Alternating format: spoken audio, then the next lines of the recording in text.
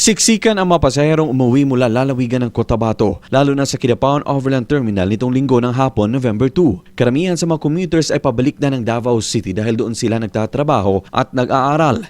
Dahil sa matagal na biyahe ng mga bus mula Cotabato City, marami ang matyagang naghintay ng masasakyan pabalik ng Davao. Bilang tulong, namahagi ng libreng aros kaldo at mainit na kape ang lokal na pamahalaan ng Kidapawan sa mga nag-aantay na pasahero. Mismong mga empleyado ng Overland Terminal ang nagsilbi sa mga pasahero ng pagkain at inumin, kalakip ang libreng tubig. Ayon sa LGU, ito ay simpleng paraan upang maibsan ang gutom at pagod na mga bumabiyahe sa kasagsagan ng undas rush. Hanggang magtakip silim ay siksikan ang mga nakaantabay na pasahero. Kasabay nito, umikot din ang mga pulisya sa mga terminal upang tiyaking ligtas ang biyahe ng mga motorista. Sa kabila ng dagsa ng tao, generally peaceful o payapa pa ring maituturing ng pamunuan ng Cotabato Provincial Office ang pagdiriwang ng Undas 2025 dahil walang naitalang seryosong insidente sa probinsya. Patuloy ang paalala ng mga otoridad sa publiko na panatilihing maaga ang pagbiyahe at umiwas sa mga sitwasyong maaring magdulot ng abala o panganib.